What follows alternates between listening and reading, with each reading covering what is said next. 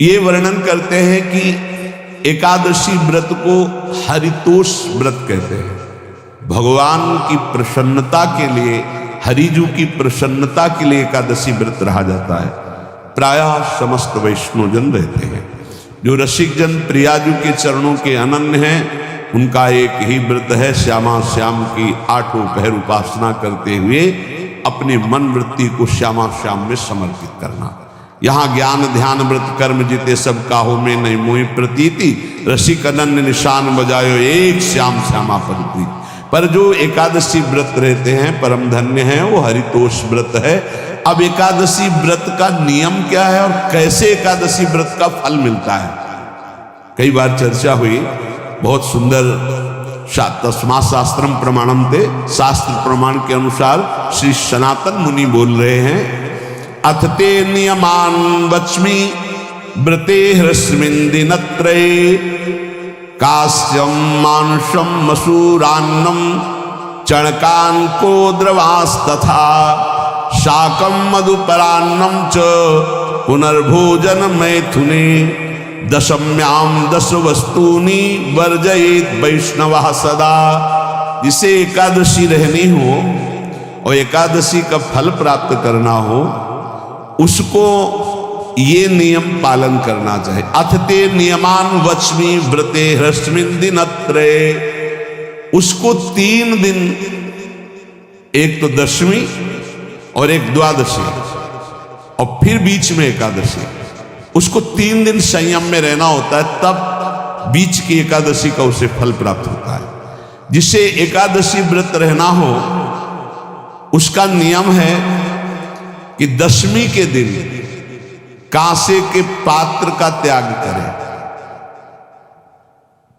वैष्णव सिद्धांत है कि कभी जिसमें मांस बना उस रसोई का भोजन न ग्रहण करें। मसूर की दाल, चना की दाल, कोदो और कोई भी शाक, शहद, दूसरों का अन्न, दोबारा भोजन और मैथुन, ये दशमी के दिन त्याग दें। एक बार दशमी के दिन भोजन करें 24 घंटे में, क्योंकि एकादशी रहना है। कांसे का पात्र, जिस रसोई में मांस बना उसके भोजन का त्याग, मसूर की दाल, चना, कोदो, शाक, मधु अर्थात शहद और दूसरे के द्वारा दिया हुआ भोजन और दोबारा भोजन और मैथुन क्रिया, इनका दशमी के दिन कभी भी प्रयोग ना करें। इन 10 वस्तुओं से वैष्णव दूर रहे दशमी के दिन। फिर एकादशी के व्रत में, ये पीछे तो हम वर्णन कर ही चुके हैं, कहीं नहीं आया कुटू का वो कचौड़ी पकौड़ी और सिंघाड़ा का हलवा और सावा, ये दुनिया की खीर और सब। ये एकादशी के दिन किसी भी तरह की गेम आदि क्रीड़ा ना खेलें। जैसे अब आज व्रत है तो बैठे हैं अपना मोबाइल में गेम खेल रहे हैं, ऐसा कोई भी क्रीड़ा नहीं। द्वैत क्रीड़ा, किसी भी तरह का गेम, ये सब खेल रहे हैं। द्वैत क्रीड़ाम च निद्राम च तांबूलम दंत धावनम, परापवादम पैशून्यम स्तेयम हिंसाम तथा रतिम, कोपम हृतवाक्यम च एकादश्याम विवर्जयेत्। एकादशी के दिन उपासक को चाहिए कि वो किसी भी तरह की क्रीड़ा, मनोरंजन बिल्कुल नहीं। चनिद्राम, नींद नहीं लेनी इसको, न दिन में न रात में, एकादशी व्रत। और प्रायः पुराने महापुरुषों ने ऐसा किया है। रामदास जी डाकोर के रात में जाते थे, रणछोड़ भगवान के यहाँ कीर्तन करते थे जाकर। तभी तो भगवान उनके कीर्तन पर, उनकी भक्ति पर रीझ कर गाड़ी में बैठकर उनके साथ आए थे। पूरी रात जगकर कीर्तन करना, और दिन में तो सोना ही निषेध है। द्वैत क्रीड़ाम च निद्राम च तांबूलम, पान खाना निषेध है एकादशी को, बिल्कुल नहीं। जो व्रत रह रहे हैं। और दंत धावनम, वृक्ष से तोड़कर जो दतून की जाती है एकादशी के दिन है। परापवादम, दूसरे की निंदा करना, चर्चा करना नहीं, अर्थात अधिकतर मौन व्रत धारण करे एकादशी के दिन। पैशून्यम, चुगली करना। स्तेयम, कोई चोरी करना। हिंसाम, वाणी से, शरीर से, मन से किसी को दुख पहुंचाना। रतिम, अर्थात भोग करना, मैथुन करना। कोपम, किसी के ऊपर गुस्सा करना। अनत वाक्यम, झूठ बोलना। एकादश्याम विवर्जयेत, एकादशी के दिन ये नहीं करना चाहिए। एकादशी को एक बार कुछ फलाहार शुद्ध, अगर आपके पास कोई व्यवस्था नहीं तो थोड़ा दूध है, जल है, ऐसे आप लेकर, या थोड़ा सा फल ले लिया, थोड़ा सा फल लेकर के प्राण पोषण, एक दिन में मर नहीं जाओगे। कितने तो निर्जला एकादशी रहते हैं, हर एकादशी निर्जला। पूज्य श्री मथुरा दास जी निर्जला ही रहते थे हर एकादशी। चलो भैया, आपकी सामर्थ्य नहीं, जल 2-4 बार ले लो, एक बार थोड़ा सा दूध और फल ले लो, चल जाएगा काम, प्राणों का पोषण हो जाएगा। ये आचरण न करे, एक बार कुछ आहार ले ले, वो भी शुद्ध भगवद अर्पित प्रसाद।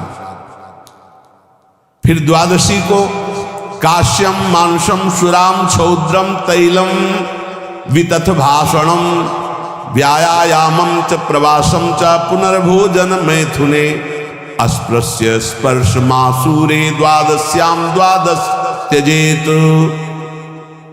कांस के पात्र में द्वादशी को भी भोजन न पावे। जिस रसोई में मांस बनाओ उसमें आहार न ले। किसी भी तरह का नशा द्वादशी को न करे। शहद न पाए, तेल के बने पदार्थ न पाए, मिथ्या भाषण न करे और बहुत शरीर का व्यायाम न करे, बहुत थकावट वाले कार्य न करे। दोबारा भोजन न करे, एक बार द्वादशी को भी भोजन पवित्र। मैथुन न करे, जिसका स्पर्श नहीं किया जाता ऐसे पदार्थों का स्पर्श न करे, और मसूर की दाल न खाए। द्वादशी को जो इन नियमों का पालन करता है, दशमी द्वादशी ऐसे और एकादशी ऐसे, तब उसे एकादशी व्रत का फल प्राप्त होता है। जो इस पद्धति से एकादशी, ये जो मनमानी है सब नहीं, हर पदार्थ मिल जाएगा आपको फलाहार में। हर पदार्थ हमको बताया गया कि आपको जो चाहो सब पदार्थ फलाहार का। अरे भाई, हरितोष व्रत है तो हरि प्रसन्नता के लिए एक दिन भूखे रहने बहुत आनंद आता है। पहले भगवत कृपा से ऐसी गंगा जल पी करके कुछ दिन, फिर कभी कभी निर्जला एकादशी का भी आनंद।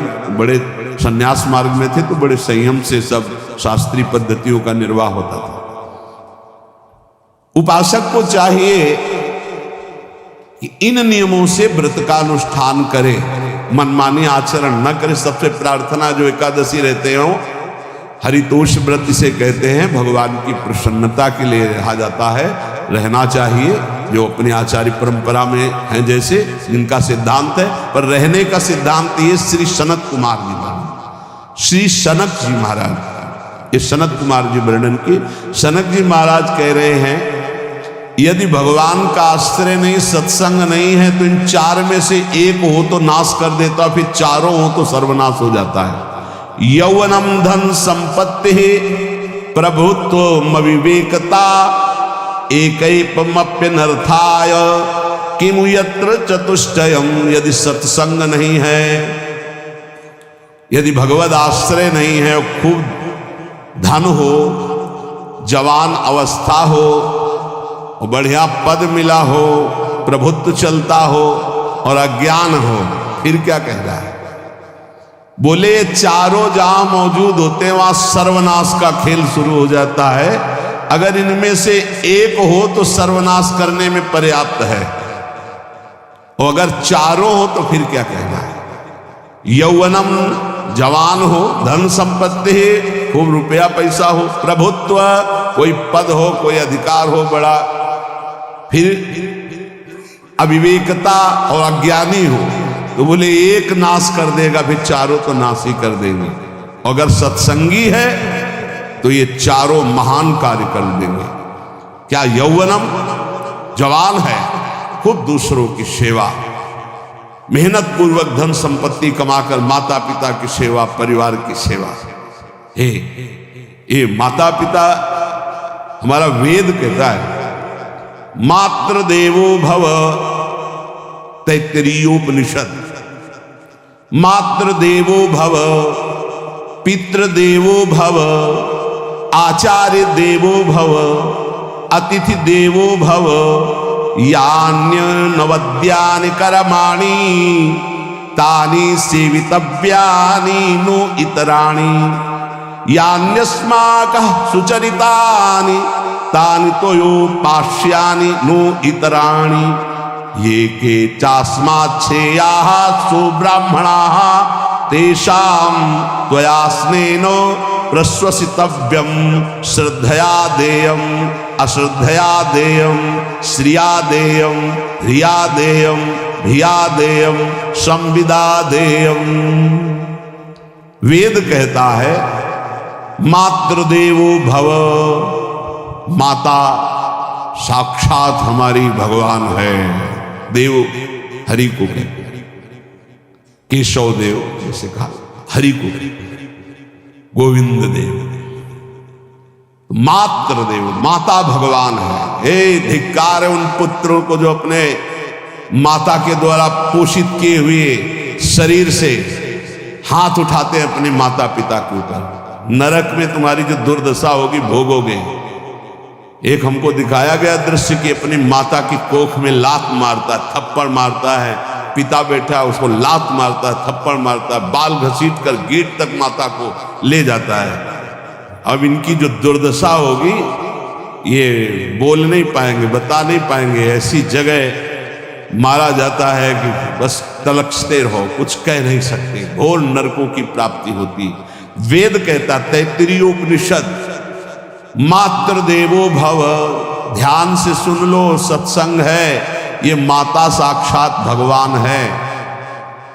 अगर तुमने मारा वाह भर करके इसके आंसू गिरे, जितने आंसुओं की बूंद से भूमि के कण भींजेंगे उतने कल्प तक नरक भोगोगे। ध्यान रखना, तुम्हारा कभी यश, कभी कीर्ति, कभी श्री, कभी हिरी, ये कभी तुम्हारे उदय नहीं हो सकती। तुम्हारा सर्वनाश हो जाएगा अगर मां पे हाथ उठाया। पितृदेवो भव, पिता साक्षात भगवान है। देखो भगवान अवतरित हुए तो प्रात काल उठ के रघुनाथा, मातु पिता गुरु नावहि माथा, आचार्य देवो भव, माता साक्षात भगवान है, पिता साक्षात भगवान है, आचार्य गुरुदेव साक्षात भगवान है। जो अपनी माता को, अपने पिता को दुख देता है, अपने गुरुदेव की अवहेलना करता है, उसका कभी मंगल हो सकता है? वो कभी सुख प्राप्त कर सकता है? वेद कहता है जो निर्दोष कर्म करते हुए धन कमाकर, कैसा कर्म? निर्दोष कर्म करते हुए धन कमाता है और उस धन से अपने बूढ़े माता पिता और गुरुजनों की सेवा करते, जीवन धन्य है। धिक्कार है उस पुत्र को, धिक्कार उस जवानी को, धिक्कार है उस धन को, धिक्कार उस बुद्धि को जिसको ये सब प्राप्त होने पर भी अपने बूढ़े माता पिता को दर दर के भटकने के लिए विवश कर देते हैं, जो अपने बूढ़े माता पिता को कष्ट देते हैं। जहां वेद कह रहा है मातृ देवो भव, पितृ देवो भव, आचार्य देवो भव, अतिथि देवो भव, चारे बातें कहें। अतिथि देवो भव, अगर बिना परिचय के कोई आ गया, कह रहा भूखा हूं, भोजन पवा दो, भगवान पधारे हैं, हम कह रहे मत अंदर आने दो, गेट के बाहर पवा दो, तुम्हारा संशय, और उसे भूखा मत जाने दो। अतिथि देवो भव, जो निर्दोष कर्म करके अर्थ कमाकर अपने माता पिता गुरुजनों की सेवा करता है, उसी का जीवन है। पशुवत आचरण, मनुष्य शरीर प्राप्त करके राक्षस आचरण, राक्षसों की यही पहचान होती है। माँ नहीं मातु पिता नहीं देवा, साधुन ते करवा वही सेवा। तुम्हारे जो पुण्य है ना सब भस्म हो जाएंगे, आप खिलवाड़ मत समझो। वो विरक्त है, भले तुम्हें नौजवान दिखाई दे रहा है, वो शरणागत है। जो आचार्य ने मंत्र दिया वही गुरु परंपरा से चला रहा, वही मंत्र उसमें। आप उसको बोल रहे हमारे लिए कुर्सी डालो, पैंट शर्ट पहने हो कुर्सी डालो। हाँ, आप असमर्थ हो तो हाथ जोड़कर प्रार्थना कीजिए कि बैठने में हमारी टांग टूट गई है, हम बैठ नहीं पा रहे हैं, क्या व्यवस्था हो सकती है क्या? याचना इस कोटि की। आदेश, बाबा जरा कुर्सी लाना, बाबा तो कुर्सी रख देंगे, आप उनको तुम भिक्षुक समझते हो। सारे सुकृत तुम्हारे नष्ट हो जाएं। ये जो संतों के द्वारा दिए हुए आसन में ये अयोग्य पुरुष बैठ जाते हैं ना, इनके सारे सुकृत नष्ट हो जाते हैं। ये क्या समझते हैं? तुरंत आसन दिया जाता है किसी भी, आओ आसन को प्रणाम करके समेट कर रख दो। अगर आसन में बैठने की योग्यता नहीं, आसन में बैठने की योग्यता उसकी मानी जाती है जो सामने बैठा है, उस स्थिति का हो या उससे श्रेष्ठ हो। बहुत होश में ये बातें सत्संग में ही मिलती है और अन्यत्र नहीं मिलती। आसन बिछाने का मतलब तुम कोई महान नहीं हो गए हो, अपने में दैन्यता नहीं तो वैष्णव किस बात के? आसन ग्रहण वैसे ही बिछा हुआ है, उसके ऊपर आसन लगा हुआ है गुरुजनों के लिए, श्रेष्ठ जनों के लिए। आप आसन में बैठने के अधिकारी हैं। सत्कर्म के द्वारा कमाए हुए धन से मात्र देवो भव पितृ, हम बार बार चिल्ला के कह रहे, क्योंकि कलयुगी इन पुत्रों को अब समझ में नहीं आ रहा। जो बोओगे वही काटोगे। अगर आप अपने पुत्रों को सत अध्यात्म की शिक्षा देंगे और स्वयं अध्यात्म से चलेंगे तो तुम्हारा बुढ़ापा ठीक से जाएगा नहीं। बुढ़ापा बहुत मुश्किल से कटता है, बहुत मुश्किल से। हाँ, हमें कई दृश्य देखने को मिलते हैं। बता रहे एक बार बिंदौर इधर है, इच्छावर फतेहपुर, वहां से भ्रमण करते यार कि बड़े मकान से वयोवृद्ध भागते हुए आए, स्वामी जी स्वामी जी। बहुत कष्ट में होगा। क्या कष्ट है आपको? आपको महल से उतर रहे हैं, ये किसका है? बोले मेरा ही है। उनका कष्ट क्या है? बोले 4 लड़का है, 4 बहू है, सब खाते पीते हैं, मैं बहुत कष्ट में हूँ, सब कोई अपमान करता है। निकलो फिर बाहर, बाबा जी बोले भजन करो, भगवान के मार्ग का अनुसरण करो, चौथी अवस्था है। बोले ये तो नहीं हो सकता, रहूंगा तो यही कुछ ऐसा कर दूं कि जिससे हमारे बच्चों की बुद्धि बदल जाए, जो हमको पीटते हैं गाली देते हैं। उनका वो जादू तो हम जानते नहीं, और चल पड़े। और बड़ा अंदर से चिंतन हुआ कि जीव कितना आसक्त है उन्हीं पुत्र परिवार घर में। अब बुढ़ापे का समय है, चौथी अवस्था में अगर घर ही में रह के भजन करो तो झंझट नहीं होगी। जो मिले जैसे मिले जीवन यापन करो, भजन करो, लेकिन प्रभु से मतलब नहीं। तो जितने भी जवान भाई बहन सुन रहे हैं, आप अपने माता पिता को, यहाँ हमारा वेद कहता है मातृ देवो हो, माता भगवान है, पितृ देवो हो, पिता हमारा भगवान है। धर्म के द्वारा कमाए हुए धन से माता पिता की सेवा करो। दूसरे दोषयुक्त कर्मों का कभी आचरण मत करो। यन्नस्मा कहो सुचरितानि तानि तोयो पापाश्यामि नो इतराणि। सुंदर आचरण करो जो महापुरुषों के द्वारा विधान किए गए हैं, पाप आचरण कभी मत करो। हमारे आचरणों में से एक भी ऐसा आचरण नहीं होना चाहिए जो दूसरे को दुखी करके धन संपत्ति लेने वाला हो। वेद कहता है पापाचरण किया और आपको गड्डी पकड़ा दी, आप निर्दोष को दंड दे दिए और दोषी को धन के कारण मुक्त कर दिए। अब आपके परिवार में जो तांडव मचेगा वो झेल नहीं पाओगे, चाहे कोई भी हो। बहुत ध्यान से सुनना है, सत्संग है, शास्त्र है। जो अधर्म पूर्वक दूसरे के द्वारा दिए हुए धन से गलत निर्णय करता है, दोषी को मुक्त करता है और निर्दोष को दंड देता है, उसको दुखिया को न सताइए, दुखिया देगा रोए। जब दुखिया के मुखिया सुने तब तेरी गति क्या होए। मर्सिडीज गाड़ी में भून जाओगे भुट्टे की तरह अंदर, कोई सांस लेने की जगह नहीं मिलेगी। कैसे? आगे से गाड़ी में किसी कारण आग लग गई, चलती गाड़ी। अब आजकल सब रिमोट का सिस्टम होता है, वो तार जल गए जिनसे गेट खोला जाता है। अब गेट लॉक, लोग हैं आसपास कोशिश कर रहे हैं, न गेट खुल रहा है न शीशा टूटा, भम मचा हुआ है, चीखते हुए अंदर एक एक परिवार का सदस्य भस्म हो रहा है। क्यों? किसी के परिवार को उजाड़ा तुमने, किसी के निर्दोष की तुमने दंड विधान किए हैं, पापाचरण किए, भोगना पड़ेगा। इसीलिए बार बार तुम्हें भयावह शब्दों से कहते हैं कोई तुम्हें दंड नहीं देगा, तुम्हारे कर्म हर समय तुम्हारी खोपड़ी में सवार हो, वही तुम्हें दंड देंगे। इसलिए हमारा वेद कहता है यन्यस्माकः सुचरितानि तानि तोयो पापास्यानि नो इतराणि, जिसमें महापुरुष विधान किए हैं कि ये आचरण करो वो सुकृत है, और जिसे मना करते ऐसे पापाचरण मत करो, कभी दूसरे का अहित मत करो। जो कोई भी हमसे श्रेष्ठ गुरुजन है उनका आदर करो, उनको आसन दो, उनको विविध पदार्थों से सुख पहुंचाओ, विश्राम कर लेने के बाद वार्ता करो। श्रद्धा पूर्वक माता पिता गुरुजन अतिथि इनकी सेवा करना परम धर्म है। अश्रद्धा पूर्वक इनको कभी मत बर्ताव करो। बोलना, भोजन, ले बूढ़े जनों का ऐसे देखा है, ऐसे बड़ा कर लो तुम्हारी भी बुढ़ापा आएगी, पता नहीं आ पाएगी कि नहीं आ पाएगी। अगर आएगी तो बहुत बढ़िया आएगी, तुम्हें ऐसे सताएगी कि आप देख लेना। बहुत हमारा हृदय इस बात से पीड़ित हो जाता है कि मां के प्रति ऐसा बर्ताव, जिस मां ने इतना पिता की क्षमता से हजारों गुना बढ़कर माता का प्यार होता है, ऐसे माता को, ऐसे पिता को हमें तो लगता है रोज चरण धो के पीना चाहिए। भगवान साक्षात इनमें विराजमान है। भगवान सच्ची कहता हूं, जो अपने माता पिता को त्रास देते हैं भगवान भी रक्षा नहीं करेंगे, कोई दान पुण्य तुम्हारा काम नहीं आएगा, क्योंकि ऐसे महामहिम पूज्य माता पिता के प्रति आप ऐसा देखो।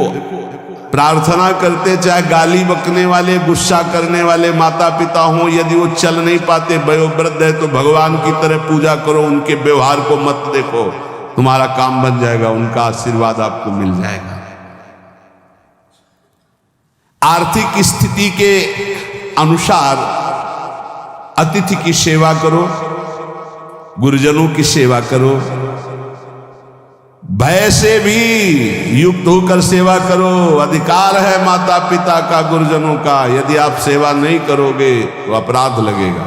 इतना बड़ा शरीर पैदा किया है, लेवरी करो, रिक्शा चलाओ, उससे जो मिले अपने माता पिता की सेवा करो।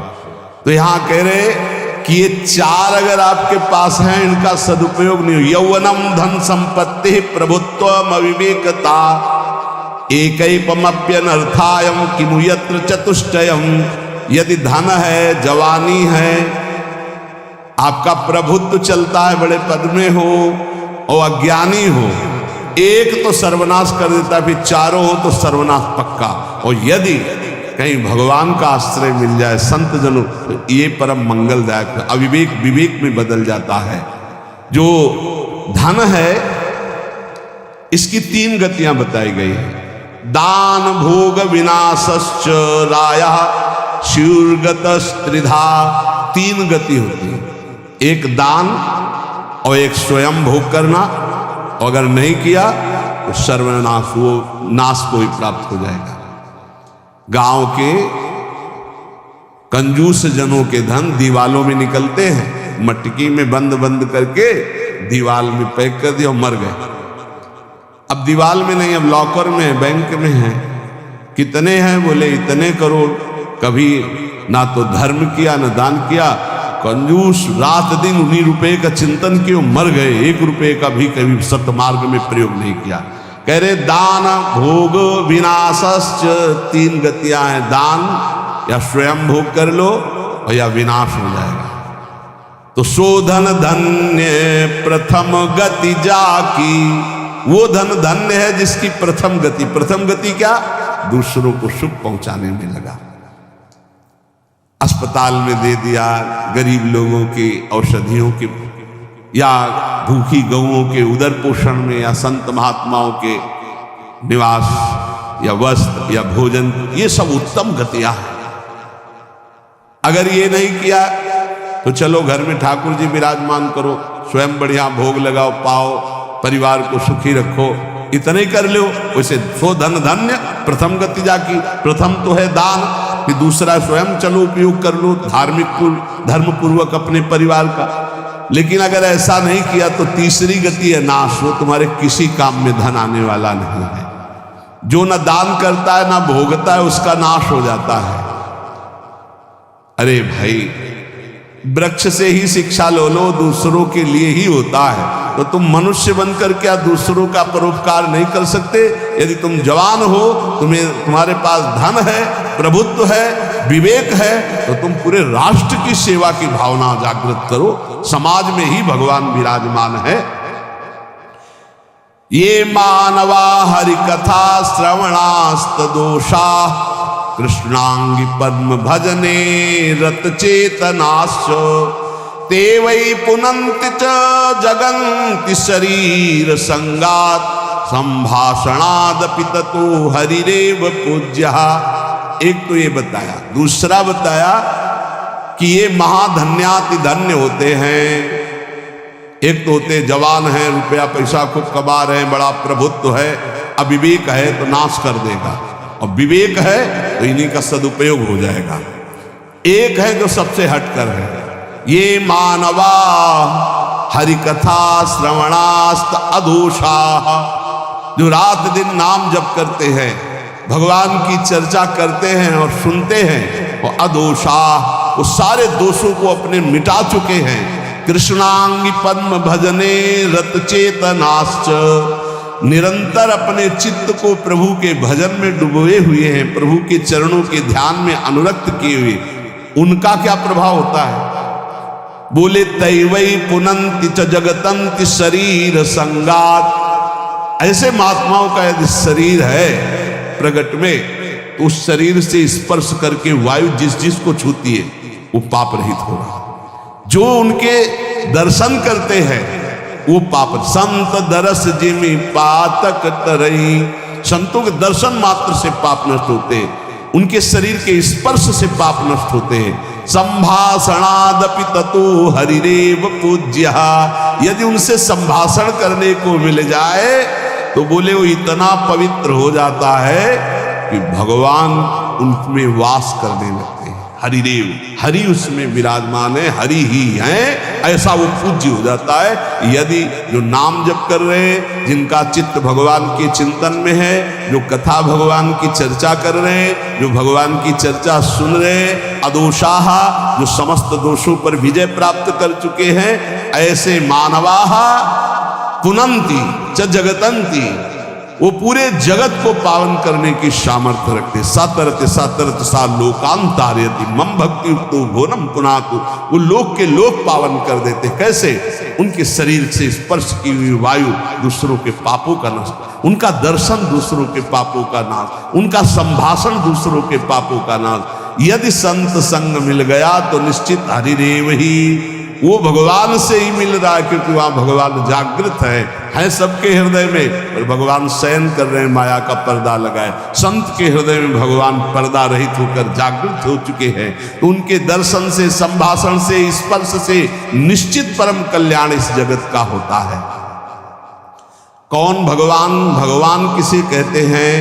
तो बोले सनंदन मुनि बोल रहे हैं। सनातन जी की सुना एकादशी व्रत पर बोले, और अभी तक सनक जी बोल रहे। अब सनंदन जी कह रहे ऐश्वर्य समग्रस्य धर्मस्य यशसः श्रियः ज्ञान वैराग्ययोश्चैव शरणां भग इति नृणाम्।